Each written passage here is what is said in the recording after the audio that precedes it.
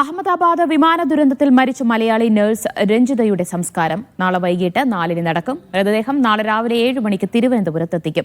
പത്തനംതിട്ട പുല്ലാട്ട ശ്രീ വിവേകാനന്ദ ഹൈസ്കൂളിൽ രാവിലെ 10 മണി മുതൽ പൊതുദർശനമുണ്ടാകും. ഇന്ന് ഉച്ചയോടെയാണ് രഞ്ജിതയുടെ മൃതദേഹം തിരിച്ചറിഞ്ഞത്. PR അരവിന്ദ് വിവരങ്ങൾ നൽകും. അരവിന്ദ്, രഞ്ജിതയുടെ മൃതദേഹം തിരിച്ചറിഞ്ഞിട്ടുണ്ട്. ഇനിയിപ്പോൾ നാട്ടിലേക്ക് എത്തിക്കാനുള്ള നടപടികൾ പുരോഗമിച്ചു വരികയാണോ അഹമ്മദാബാദിൽ? രഞ്ജിത വിമാനാപകടം നടന്ന് 11 നാളാണ് രഞ്ജിതയുടെ മൃതദേഹം DNA പരിശോധനയിലൂടെ തിരിച്ചറിഞ്ഞത്. നേരത്തെ രഞ്ജിതയുടെ സഹോദരൻ രതീഷ് DNA പരിശോധനയ്ക്കായി അഹമ്മദാബാദിൽ എത്തിയിരുന്നെങ്കിലും സ്ഥിരീകരിക്കാനായിരുന്നില്ല. പിന്നീട് അമ്മയുടെ DNA സാമ്പിൾ പരിശോധനയിലൂടെയാണ് മൃതദേഹം തിരിച്ചറിഞ്ഞത്. നാളെ രാവിലെ 7 മണിക്ക് തിരുവനന്തപുരം വിമാനത്താവളത്തിൽ മൃതദേഹം എത്തിക്കും.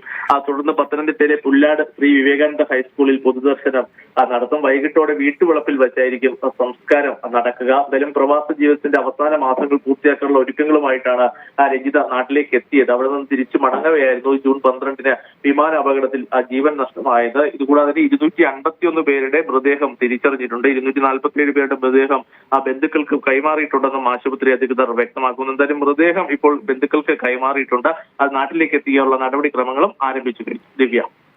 PR അരവിന്ദാണ് വിശദാംശങ്ങൾ നൽകിയത്.